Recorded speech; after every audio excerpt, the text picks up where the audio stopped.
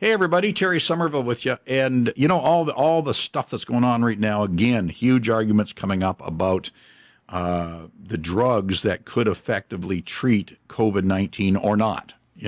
Arguments for, arguments against, hitting the news again. Now the big deal is over ivermectin, and they're saying, oh, it's a horse medication for parasites, and on and on and on. Is it really? It's been used for 35 years for people with 4 billion doses, but maybe it's a horse medication for people. I don't know. But wouldn't it be great if you had a database where you could go and actually look at all the studies and clinical trials? Well, I found one the other day, and it's called C19, the number C19early.com. And let me just flip it over here so you can see at the top there, C19early.com right there. Or, it could go into all studies. It would go C19early.com, and it switches around. So you've got everything in here. It's amazing. And what it is a real-time analysis of 878 studies of all kinds of treatments and what happened. In other words, they're updating it all the time. And they've got, all this stuff here that they're studying. And everything from aspirin to remdesivir and on vitamin C and zinc and anything else. And they go in there and they look at it and they calculate out the results. For example, let's go down here. The effects on early treatment, right? All the studies, early treatment.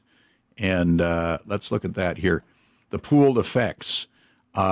As of September 3rd, 2021, what's it saying? If you can get early treatment of vitamin D even, it said 98 patients, not very many, but 5 studies, not clinical trials, there was an improvement.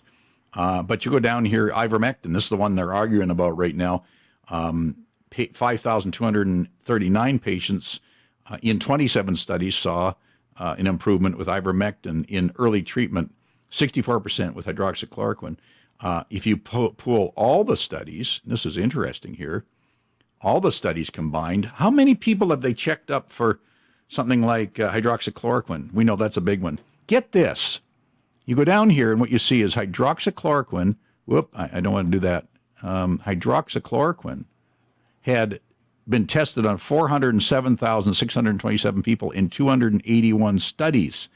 And they had a 26% improvement.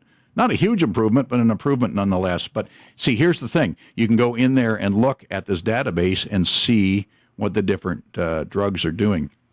Now, if I wanted to look at something that everybody's yakking about right now with, say, ivermectin, now I can click on ivermectin and go in and see the chart graphing what's going on with ivermectin, and then links to all the studies. This is great.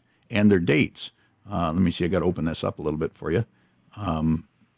Links to all the studies. So most recent study is an analysis, meta-analysis of the serious outcomes reported.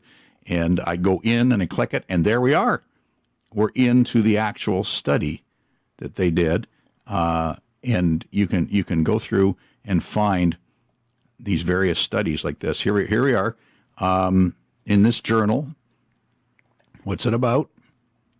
Journal of Infection and Public Health, peer-reviewed journal, is talking about favipiravir and its effect. And so there you go.